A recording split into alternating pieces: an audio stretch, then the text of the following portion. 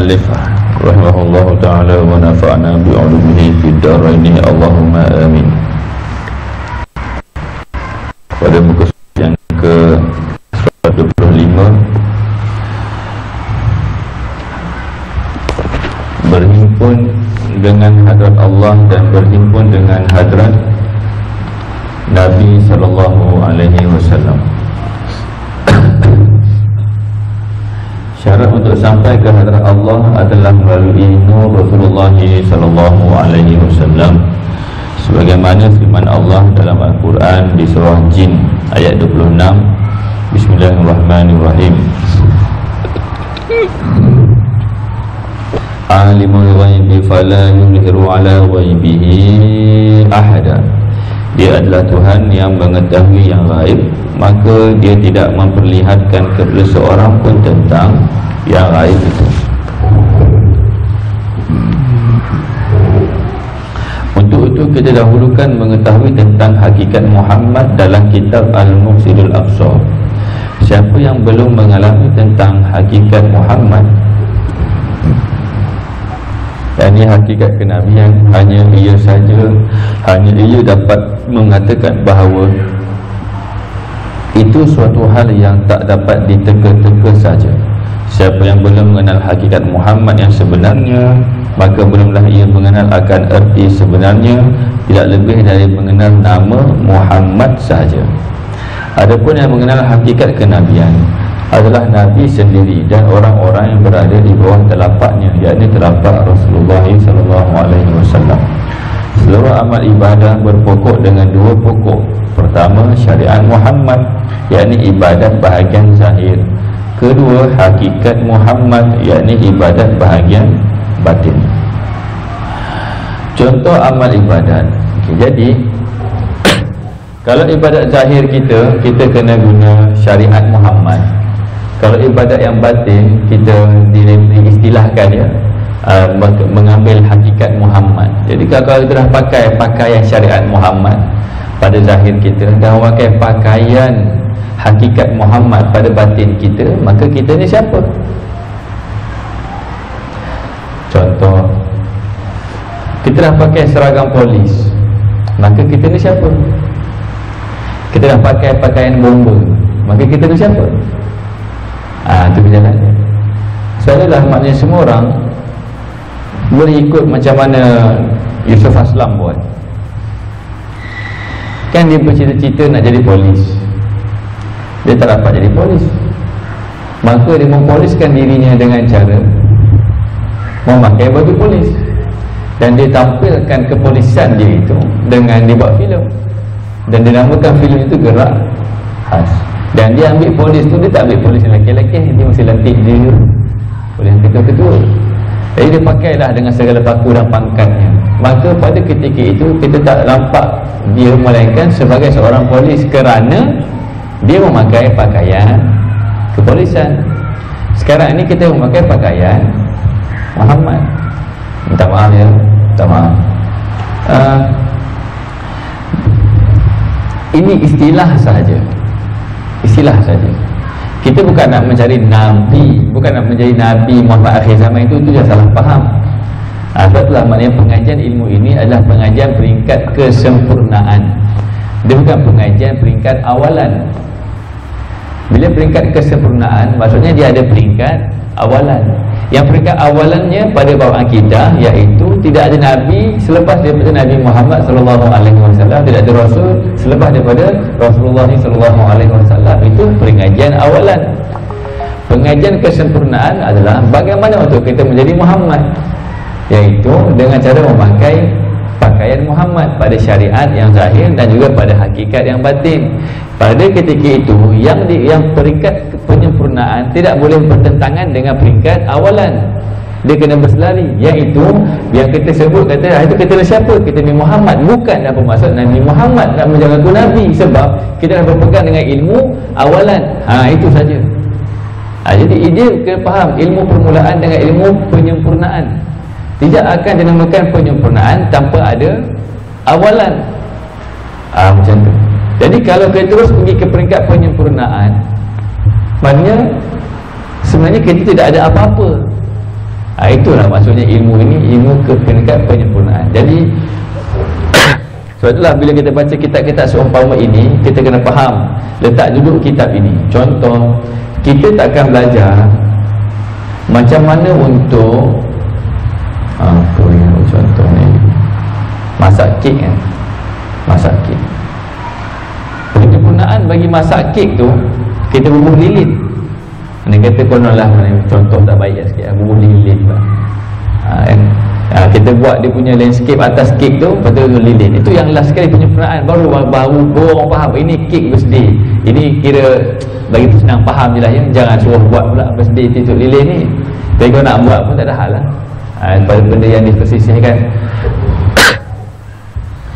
Orang takkan tanam lilin dekat kek, melainkan kek tu dah masak. Tiba-tiba kek baru masih lagi dalam bentuk tepung yang dia adun, dia letak lilin siap-siap. Lepas tu dia baru bakar. Jadi tak jadi lilin tu? Jadi tak jadi kek? Jadilah kek tu, kek dengan lilin sekali lah, hancur kat situ. Nampak tak? Jadi maknanya akhirnya sebagai sebuah kek tak jadi kek lah maknanya. Berjalannya begitulah. Nak katanya kita kena tahu step-step tu ya. Jadi ilmu ni adalah ilmu peringkat penyempurnaan. Jadi jangan belajar peringkat penyempurnaan kalau tidak tahu peringkat awalan. Tetapi benda ni kadang-kadang datang kita pelbagai. Ada yang datang kepada kita ilmu penyempurnaan dulu, ada yang datang peringkat ilmu awalan dulu. Jadi kalau kontesnya kita ini yang datang yang kita jumpa ilmu peringkat penyempurnaan terlebih dahulu, kita kena faham dah, oh ini penyempurnaannya, maka aku kena cari dia punya asas awalan dia. Itu saja. Sebab itulah dalam pengajian ilmu ini, pertama-tama kena sangka baik. Banyak orang tolak ilmu-ilmu tentang hakikat Nur Muhammad dan sebagainya, ataupun dengan istilah wahdatul wujud dan seumpamanya, kerana dia tidak memahami letak duduk ilmu ini, mana ilmu awalan, mana ilmu pertengahan, dan mana ilmu penyempurnaan. Dia kena faham kat situ. Jadi kalau macam bicara tentang wahdatul wujud ataupun hakikat Muhammad ataupun Nur Muhammad, dia kena faham itu adalah peringkat penyempurnaan. Okay. Jadi sekarang ni kita nak jadi apa sebenarnya? Kita nak jadi Muhammad dengan cara bagaimana? Bukan dengan cara tunggu wahyu, tak ada wahyu dah. Dengan cara apa? Dengan cara memakai apa? Memakai pakaian Muhammad pada jasmani dan pada rohani. Jadi sebenarnya Nabi Muhammad SAW diutuskan kepada kita untuk membawa pakaian itu. Dan setiap pakaian mesti ada cirinya. Pakaian polis takkan dapat jadi pakaian tu warna merah. Kalau warna merah pakaiannya mesti bomba. Doktor takkan pakai baju hitam, melainkan doktor kat Metropolis. Jadi maknanya doktor mesti pakai baju warna putih. Jadi setiap pakaian masih ada cirinya. Sekarang ni apa pula ciri pakaian Muhammad? Sama ada pakaian pada syariat Muhammad ataupun pakaian pada hakikat Muhammad. Maka jawapannya, ciri pada pakaian Muhammad adalah nur. Maka kita memakai nur pada jasmani dan kita memakai nur pada rohani. Maka itu baru lengkap kita dalam nur. Itu maksudnya. Jadi orang-orang sufi, dia tidak memandang apa-apa ibadat, melainkan ibadat itu adalah sebagai umpamanya dia nak memakai pakaian nur itu. Maka bila dia tidak berzikir, dia merasai bahawa dia bertelanjang daripada pakaian nur. Menyebabkan bila dia tidak memakai pakaian nur, dia tidak mendapat gelombang daripada pakaian tersebut. Seorang polis akan berasa lemah kalau dia tak pakai uniform dia. Jadi polis pakai uniform, dia akan rasa act sikit. Bukanlah act sombong tu, maknanya rasa act ni, orang kata act ni bahasa yang saya faham, act ni yakin lah maknanya. Bukan action bahasa orang Selangor. Kurang lebih macam tu lah. Ataupun maknanya tentera, maknanya dia pakai baju itu. Maka setiap baju itu ada dia punya aura lah, kalau kata faham, gelombang. Maknanya dia punya gelombang yang tersendiri. Otomatik kita kalaulah kita pergi surau lambat, kita tak pakai serban, tak pakai jubah, kita pakai t-shirt, pakai jean, kita duduk betul-betul kat sejadah belakang imam, agak-agak kita nak offer tak diri kita jadi imam. Walaupun kita ni penuh dengan keimaman, penuh dengan sifat seorang imam, itu dengan bacaannya, dengan ilmunya. Orang tahu kita balik Mesir, kita balik Jordan, kita mengajar Islam dan sebagainya, tapi pada satu hari itu kebetulannya kita pakai t-shirt, pakai seluar jeans, lepas tu maknanya ada cap lagi contohnya. T-shirt pula bukan t-shirt dengan pendek macam ni, tak ada collar, maknanya kita semayang. Agak-agak kita nak dengan so confidentnya kita masuk kat jadi imam, tak jadi dah kita dah. Sebab apa? Aura pakaian itu kita faham dah, maknanya tidak sayur gia aku ke depan.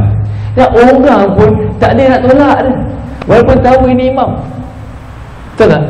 Tapi kalau kita ni tidaklah ustaz, kita tidaklah pengajar Islam, baca Quran pun tak ya, tapi kita baru cuba bermula dengan pakaian, maka atas sebab cinta Rasulullah SAW nak baca Quran lancar, dah tak lancar lagi. Yang paling mudah kita nak rasa kita bersama dengan Nabi SAW, paling mudah kita dengan cara berpakaian. Maka kita simpan pakaian pada janggut sikit. Ini pakaian Nabi lah ni.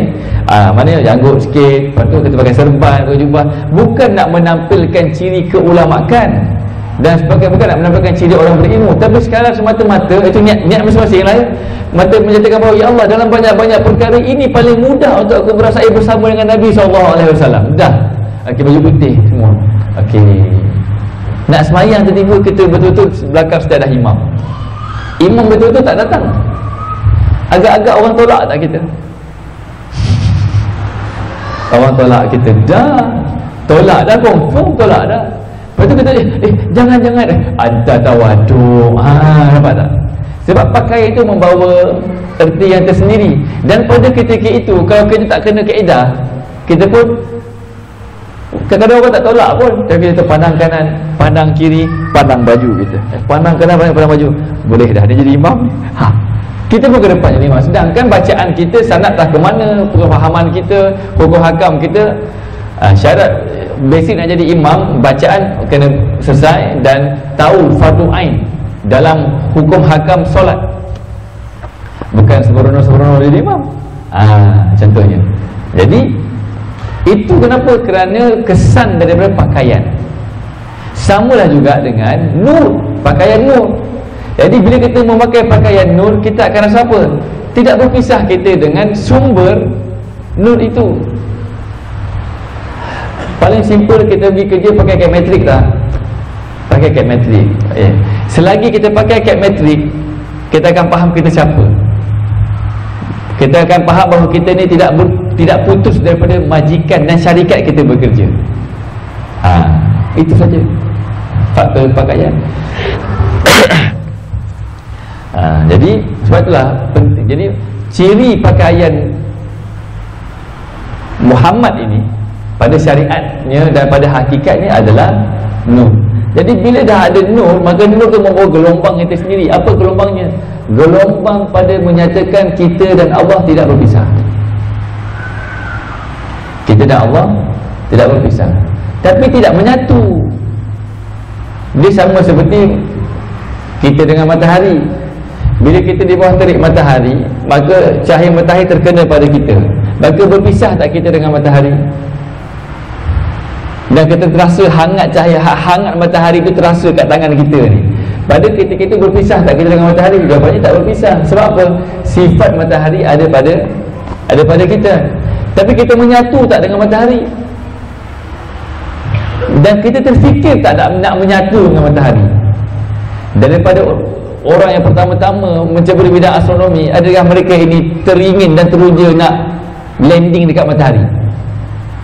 Tak ada siapa yang teringin nak landing dekat matahari. Jadi kalau sesiapa yang nak berasa menyatu dengan Allah Ta'ala, seumpama menyatu dia dengan matahari, testing menyatu dengan matahari dulu. Kalau boleh menyatu dengan matahari, good possible menyatu dengan Allah. Tapi menyatu dengan matahari pun tak boleh, dia pula dengan Allah yang maha gaib itu. Nampak tak?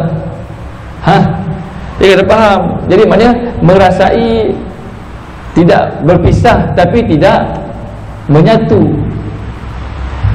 Begitu. Kenapa kita rasa tak berpisah? Sebab sifat matahari ada pada kita.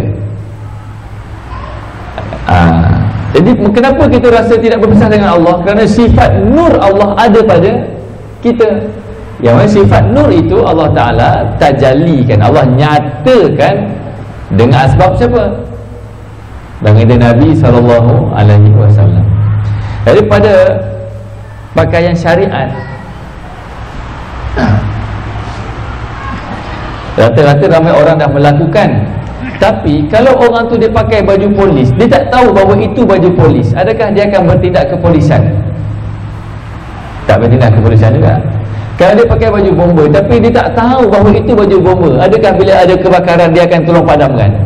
Tak. Sebab apa? Sebab dia jahil akan nilai yang ada pada pakaian itu. Jadi kalau pakaian syariat Muhammad, ramai orang buat ibadat fiqah, segala ibadat jasmani kita itu adalah seumpama bidalannya kita memakai pakaian syariat Muhammad. Tapi kalau kita tidak kenal bahawa pakaian itu membawa ciri nur, maka kita memanfaatkan tak nur itu. Kita memanfaat. Sama seperti kita pakai baju bomba tapi kita tak tahu ciri kebombaan dan peranan bomba. Maka kalau ada kebakaran, dia tengok, dia panggil mana bomba, orang suruh pandang ke dia sebab dia pakai baju bomba. Sebab apa? Dia tak tahu apa yang dia pakai. Jadi kalau orang tu tak tahu apa yang dia memakai baju, tapi dia tak tahu baju apa yang dia pakai, diiktibarkan dia pakai baju ke tidak? Diiktibarkan dia sebagai tidak berbaju, sebab dia tidak mengetahui hakikat bajunya itu. Faham-faham ni? Malam-malam sembang benda macam ni. Tapi lepas zikir boleh dah. Lepas zikir, insyaAllah ada barakah zikir.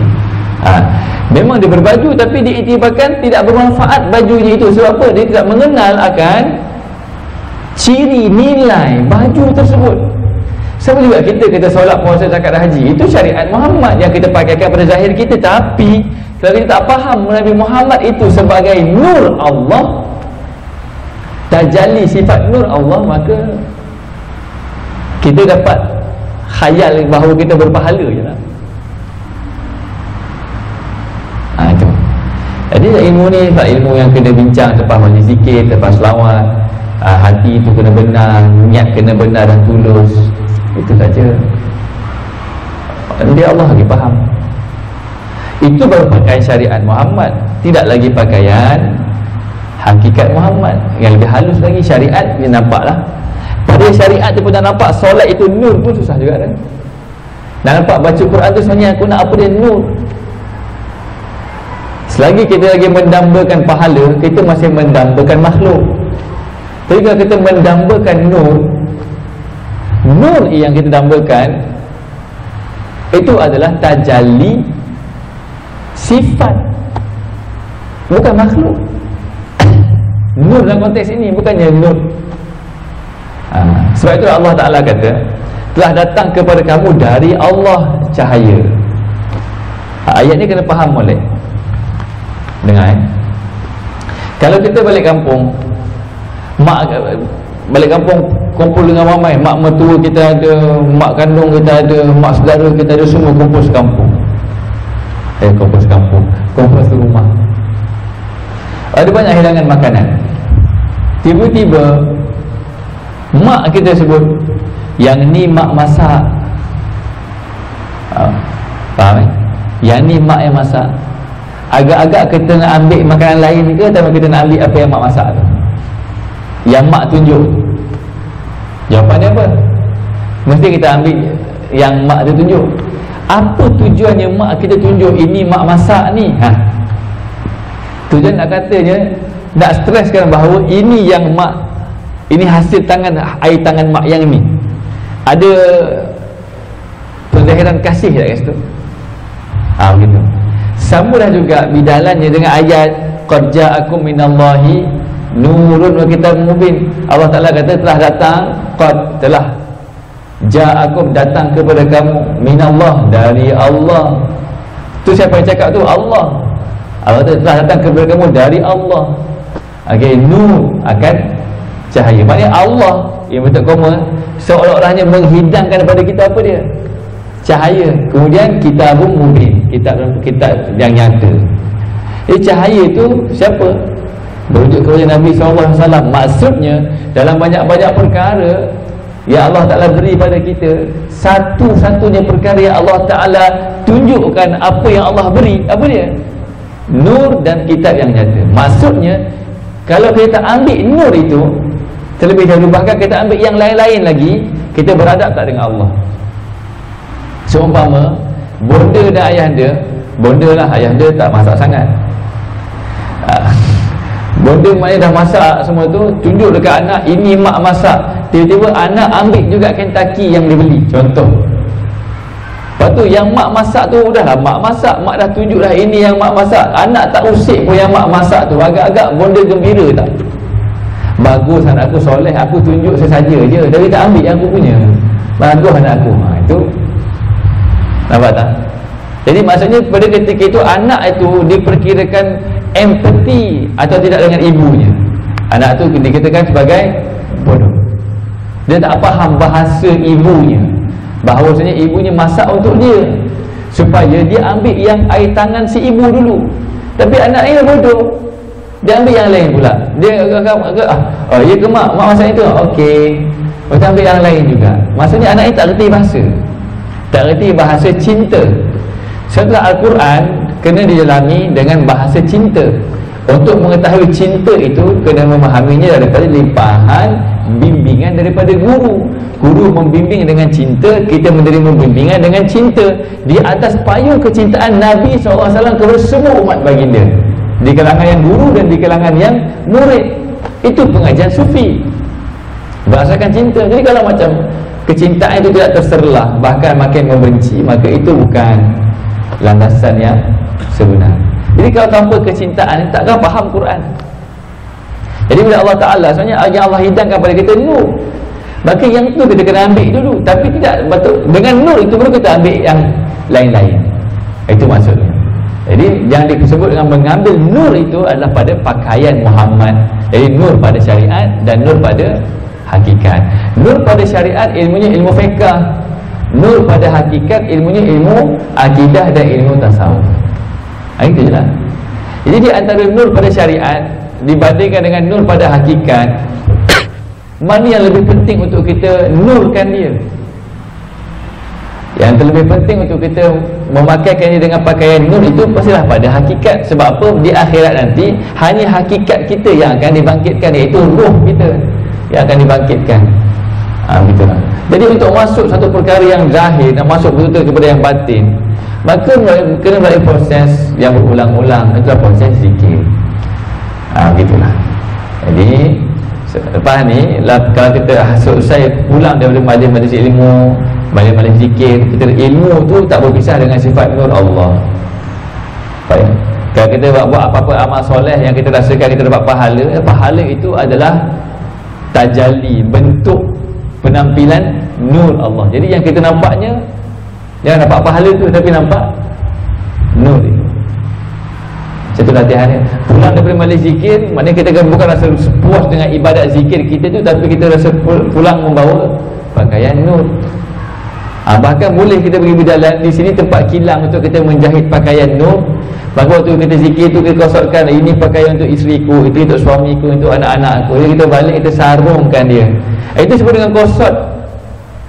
Bukan dengan nampak betul, sebab ini bidalan. Sebab itulah dalam ayat tentang nur, Allah Ta'ala kata wa yadriballahu al-amthala linnas. Allah Ta'ala memberikan kepada manusia pelbagai bidalan-bidalan. Sebab bicaranya bicara nur, bukan cahaya matahari yang kita nampak ni, tapi nur, tajalli sifat Allah. Jadi para sahabat yang terlebih nampak nurnya Nabi SAW. Dan yang paling ditajalikan nur bagi Nabi SAW daripada Sayyidina Umar. Sehingga walaupun Nabi SAW telah wafat, tapi nyata pada beliau akan nur Nabi SAW, sehingga beliau rasakan Nabi tak wafat sebab dia nampak nur itu ada. Nampak tak?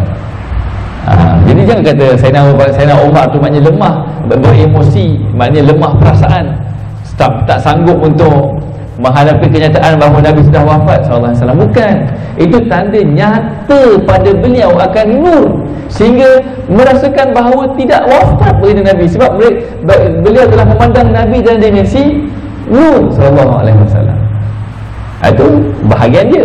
Bahagian Sayyidina Abu Bakar pula, maknanya dia tahu syariatnya bagaimana, hakikatnya bagaimana. Dia tak relax kan Umar.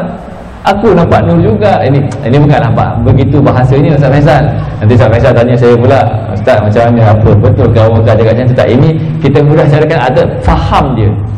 Bila Sayyidina Umar kata, maknanya Sayyidina Umar apa baca ayat kan, wa ma Muhammad wa ma kana qad khalat min qablihi rusul fa immata aw qutilan qalatum ala atibai kan.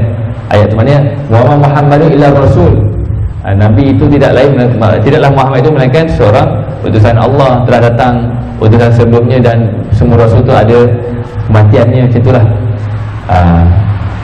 Sayyidina Abu Bakar pun bacakan ayat itu, maka Sayyidina Umar pun tersentak. Maka Sayyidina Umar kata, seakan-akan baru kali pertama aku mendengar ayat tersebut. Jadi dalam aspek tasawuf, Sayyidina Abu Bakar lebih tinggi kategori daripada Sayyidina Umar, sebab tahu membezakan di antara syariat dan hakikat. Tapi tidak bermaksud Sayyidina Umar tu maknanya dalam kategori yang rendah juga, tak juga. Itu adalah untuk menunjukkan macam mana berlakunya fana, fana fi rasul, macam tu. Ini bicara tentang nur ya. Tak apalah, kita ni bercara je dulu. Kita ni hayal lagi ni. Nak kata kita ada nur tak ada nur, tak tahu lagi ni. Ada baju ke tak ada baju ni. Baju nur tengok tak apalah. Ini saja yang kita buat. Selebihnya Allah sebenarnya yang menyarungkan nur itu. Tapi selagi kita tak bincang benda-benda macam ni, apa asbab untuk Allah Ta'ala nak menyarungkan pada kita nur? Tak apa, kata hayal-hayal, betul harap-harap, angan-angan, minta-minta ke Allah. Ya Allah sudi menyarungkan kita dengan nurnya. Macam tu lah. Contoh amal ibadat yang dikerjakan bahagian jasad seperti berdiri, rukuk, sujud, tawaf, sa'i dan sebagainya, itu dinamakan syariat Muhammad, yakni kelakuan Muhammad yang tumbuh pada jasad pengikutnya. Yang saya terangkan tadi ya. Adapun hakikat Muhammad iaitu nur Rasulullah SAW yang diutus oleh Allah kepada siapa yang dikehendaki Allah. Perhatikan kalimah Muhammadur Rasulullah, artinya Muhammad itu adalah utusan Allah. Allah menzahirkan nurnya untuk memperkenalkan kita kepada Allah. Datangnya nur untuk mencapai makrifat kepada Allah. Inilah beza di antara orang kafir yang mengkaji Al-Quran dengan orang Islam yang mengkaji Al-Quran. Orang kafir, kita tak ingat kata dia mengkaji Al-Quran. Orang kafir dia hanya mengkaji mashaf. Ini istilah kita ya, istilah saja ya. Orang kafir mengkaji mashaf. Adapun orang Islam, orang beriman, dia mengkaji Al-Quran. Apa beza di antara mashaf dengan Al-Quran? Bezanya adalah Al-Quran ada elemen nur di situ. Mashaf tak ada elemen nur.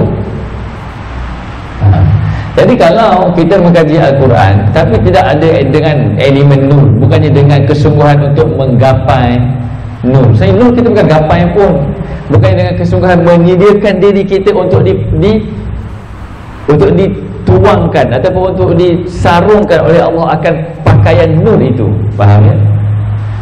Sebaliknya kita mengkaji Al-Quran secara maknanya untuk fahamnya, untuk pahalanya, untuk rasa berilmu dan sebagainya, maka kita sama je dengan orang kafir yang mengkaji Al-Quran, iaitu mengkaji mazhab. Jadi sebenarnya kita mengkaji Al-Quran, kita kena pandang Al-Quran itu juga nur. Jadi kita kena tenggelam dalam nur semasa kita mengkaji Al-Quran. Baru benar berbeza pengkajian kita dengan pengkajian orang kafir apabila mengkaji Al-Quran. Tapi kalau kita tak dipersedarkan dengan elemen nur ini, macam mana kita nak fokus pada nur itu? Itu maksudnya. Jadi Allah menzahirkan nurnya kepada siapa yang Allah kehendaki. Allah akan berkehendak untuk menzahirkan nurnya itu bagi sesiapa yang berhajat kepada nur itu. Kalau orang kafir sekalipun dia mengkaji Al-Quran sebab dia nak tahu kebenaran. Apa dia kebenaran? Maka dia bandingkan di antara kitab Al-Quran, Taurat dan Injil yang ada padanya, New Testament dengan Old Testament kan? Injil dan Taurat tu dia bandingkan. Dia nak tengok, bahkan dia nak mencari kebenaran. Maka Allah menzahirkan kebenaran ini dalam bentuk nur, sehingga dia sudi untuk bersyahadah dengan asbab dia mengkaji Al-Quran. Kurang lebih begitulah, kurang lebih. Ada juga yang mengkaji Al-Quran untuk mencari kelemahan Al-Quran. Tapi bila Allah berkehendak kepada dia untuk dia mendapat nur Al-Quran itu, maka akhirnya dia beriman. Itu semua atas Allah. Kita buat asbab kita masing-masing. Siapa yang tak pandai baca Quran, maknanya belajar baca Quran walaupun mula dengan Iqra, dengan asbab. Ya Allah, ini asbab saja. Ya Allah nak katanya aku nak nur itu. Pandai baca tak pandai baca itu kedua. Yang naknya apa dia? Nur. Siapa yang dah pandai baca Quran, maknanya dia nak kaji pula pengertian Al-Quran. Ya Allah, aku bukan nak mahu maknanya tu. Yang aku nak apa dia? Nurnya itu. Jadi kalau semua orang balik pada Al-Quran dan memandang Al-Quran itu nur, akhirnya semua orang berpakaian dengan pakaian nur, maka pakaian seragam kita semua seragam nur, nak gaduh-gaduh lagi. Kalau tentera Rom, dia ada beberapa dia punya ketumbukan-ketumbukan. Ada bidanan tentera Rom tidak akan dapat mengalahkan tentera Rom melainkan tentera Rom. Sebab apa? Sebab hanya tentera Rom yang tahu semua strategi tentera Rom, dan setiap strategi itu ada kelemahannya. Kalau guna formasi A ni kelemahannya di sini, formasi B kelemahannya di sini. Jadi mana gitu tentera Rom ni. Okey, dan setiap formation itu baju dia lain. Nak mengatakan ini klik-klik yang lain. Ini klik A, ini klik B, klik C. Ini semua ni kalau nak tengok orang Rom, pergi dekat Jordan, dekat nama tempat tu Jarash, satu kota Rom yang besar, namanya Jarash. Pergi kat Jordan, nantilah kita pergi Jordan. Okey, tiba-tiba kalau dia walaupun tak tentera yang ramai, kalau nampak pakaian seragamnya sama, dia nak bunuh juga. Dia takkan jadi bunuh mudah. Sebab apa? Pakaian seragam sama.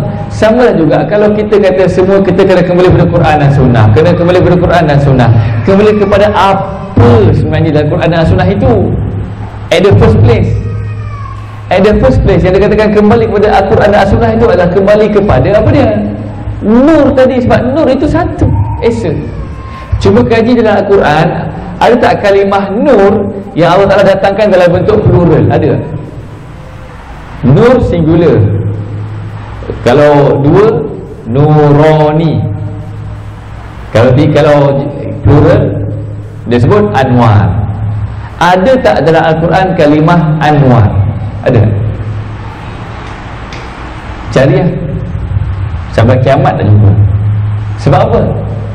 Tidak ada kalimah anwar dan tidak ada kalimah nuron ataupun dua nur ataupun nuraini. Tak ada. Yang ada dalam Quran adalah kalimah nur saja.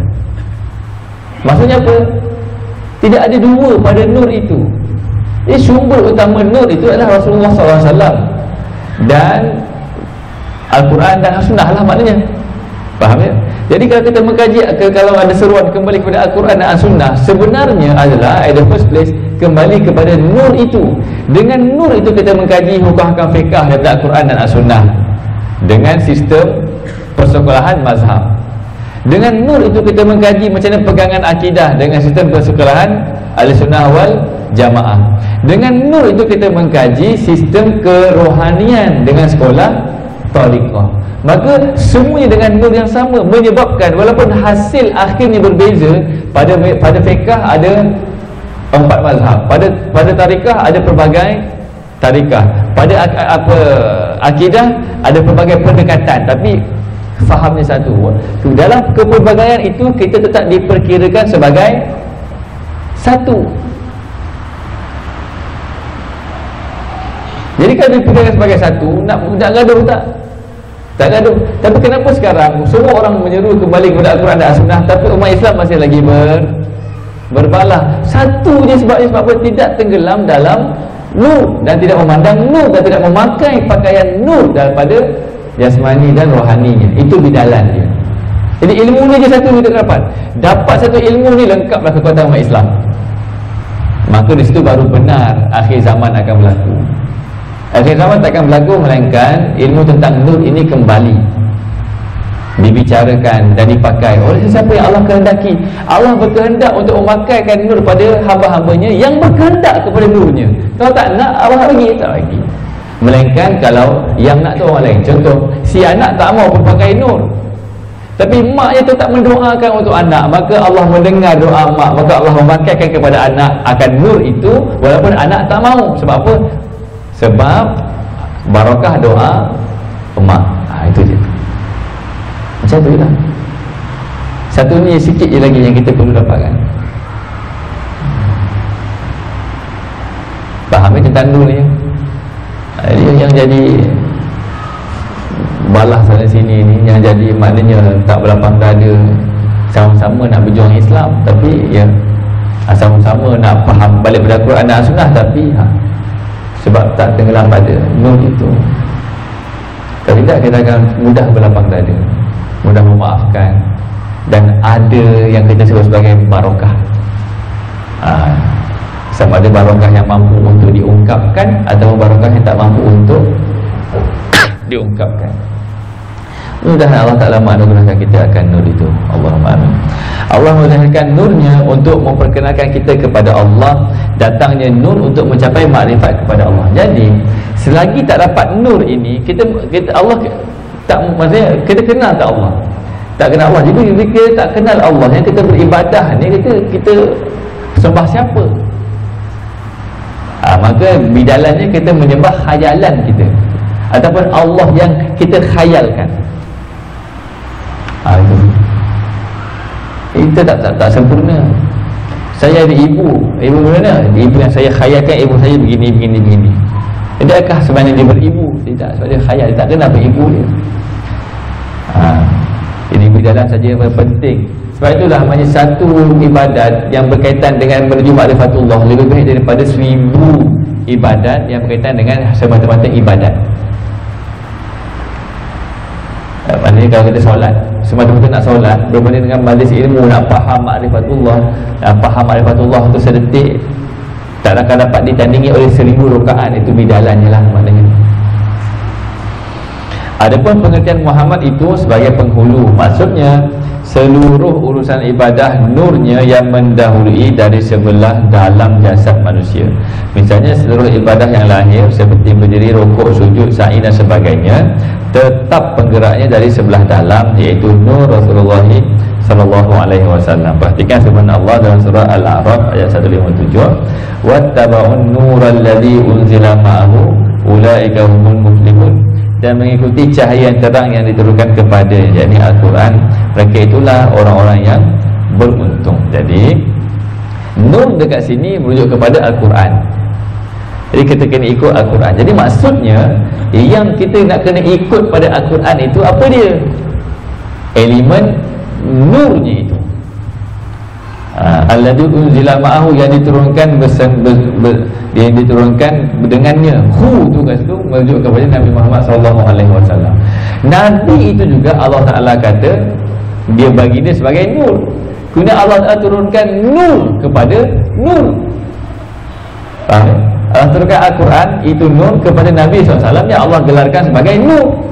Dan semuanya itu kerana Allah bersifat dengan sifat nur. Dan nak mengenal Allah yang bersifat nur, kita perlu ada sifat nur Allah pada kita. Dan nak mencapai sifat nur Allah pada kita dengan kita apa dia? Berpegang dengan Al-Quran dan As-Sunnah. Dalam konteks kita memandang dua perkara itu sebagai nur, tidak akan terhasil daripada api melainkan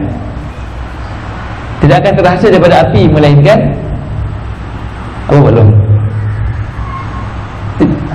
Macam mana kita punya brother Hazim, our professional consultant, tidak akan terhasil daripada api melainkan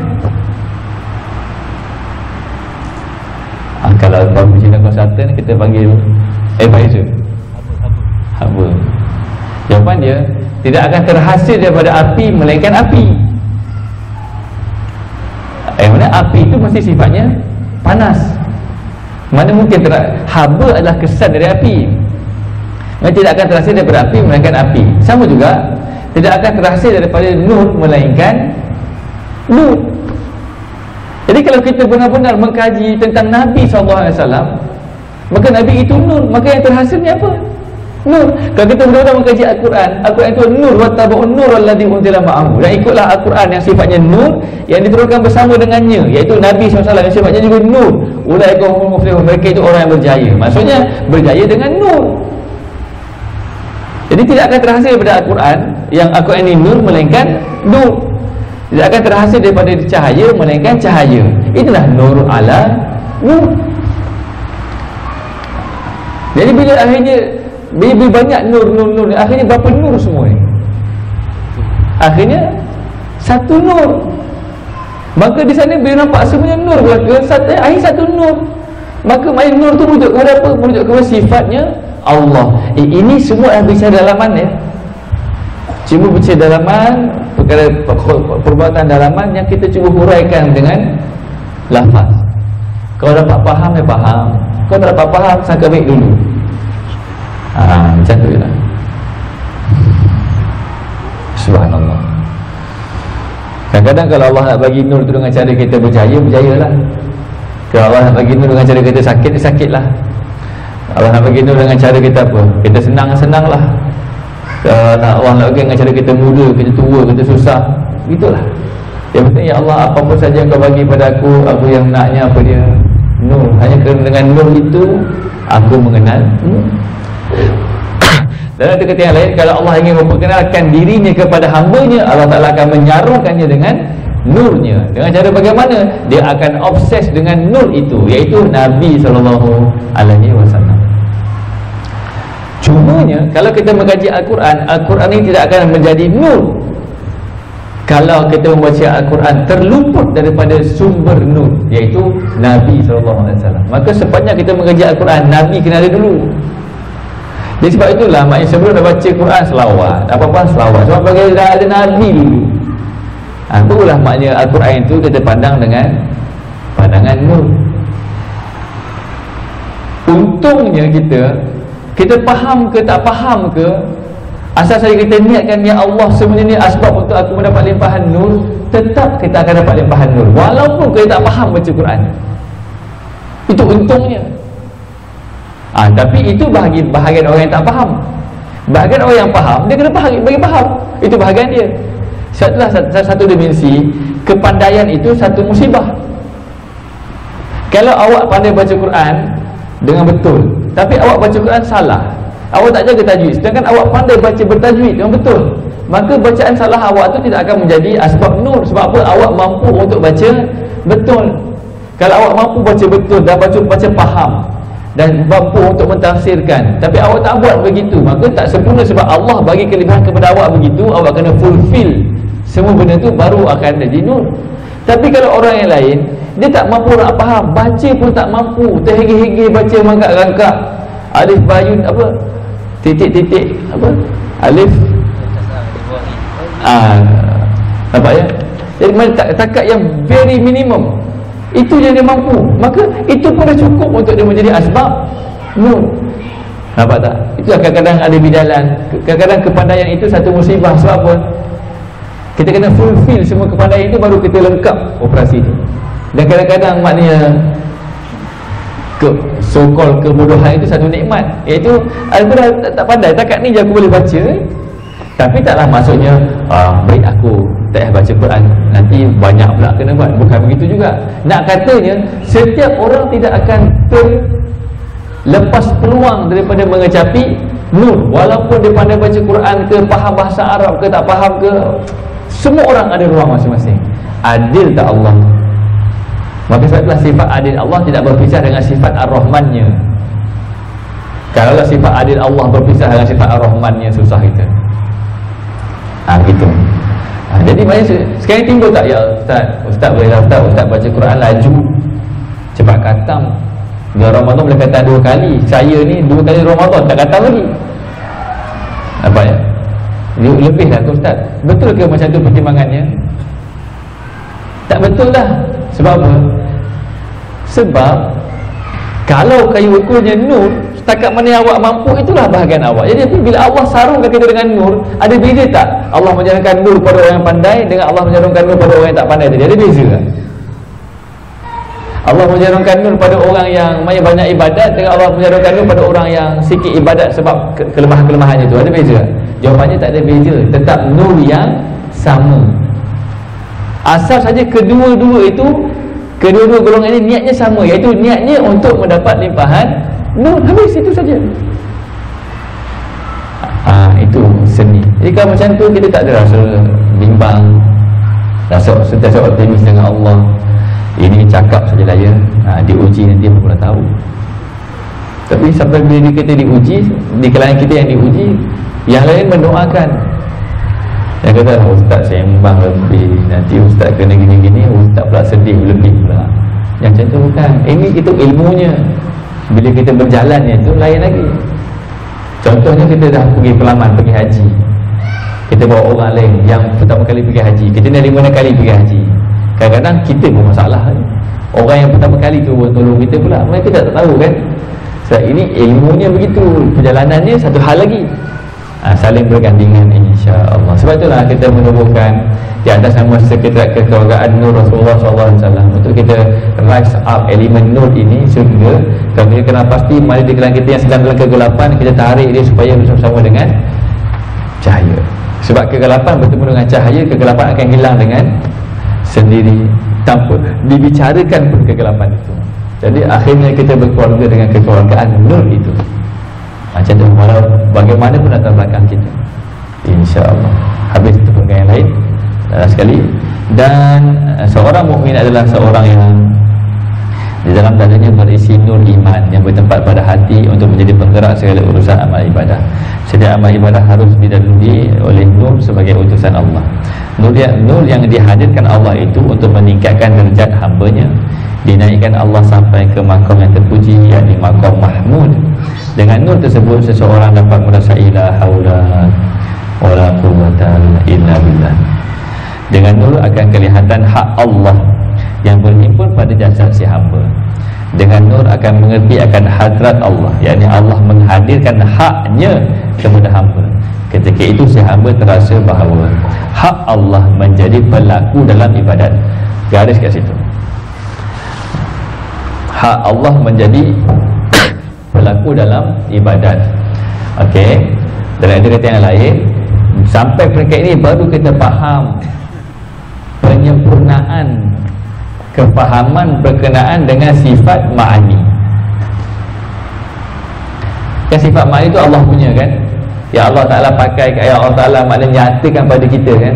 Itu kita faham kita. Dan bila sampai elemen nur, kita nampak nur Allah pada sifat kudrat, iradat, ilmu, hayat, sama. Pasal kita nampak nur itu.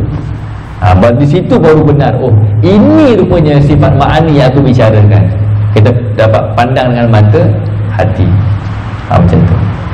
Jadi menurut Sayyidi Rahimuddin dalam satu kuliah, dan juga para masyayikh yang lain yang kita jumpa, menyebabkan orang yang telah sampai ke peringkat, maknanya Allah Ta'ala, maknanya sampai peringkat maknanya menghadirkan haknya kepada hamba dia itu, dia tak sibuk berzikir dah.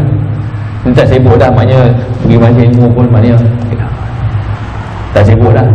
Sebab apa? Semuanya itu dalam hak Allah. Macam tu. Dia tak kalau dia tak bersusah-susah dah. Tapi cuba cakap ya, bukan dia tinggalkan zikir. Setelah dulu ni saya kongsi pengalaman saya. Kata Syekh besar tak ada tasbih pun, tak berzikir pun, anak murid zikir banyak lagi, Syekh tak zikir. Dulu memang saya sendiri tu. Rupanya ini penjelasan dia. Maknanya Syekh tak perlu dah. Maknanya dia dah faham, maknanya dia itu zikir dah. Antara orang yang saya tengok, maknanya okey, nak buat air tawar kan, biasa saya tengok air tawar tu ambil tasbih, habis rahab ni, lepas tu baca, lepas tu tiup semua kan. Satu Syekh ni sebutlah Abu Ya'mran Wali, waktu itu musafir dengan beliau ke Brunei. Orang Brunei datang minta doa, sambil sembang. Betul, kemarin ada apa hajat, tolong doakan. Kita expect dia baca macam-macam. Kita dengar doa dia baca, tak baca apa dah, buka betul lah. Celup dia. Kita pun apa macam celup, tak ada baca apa pun. Kita dekat awal kita belajar.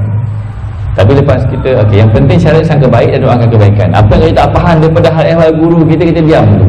asal saja tidak nyata pada yang haram. Betul kan? Faham dah? Macam tu. Ini tapi janganlah kata pula kalau macam tu tak tahu baca tak baca macam-macam lagi tak. Bukan itu pula. Sajalah ilmu ni kena faham, bukannya untuk kita menilai orang.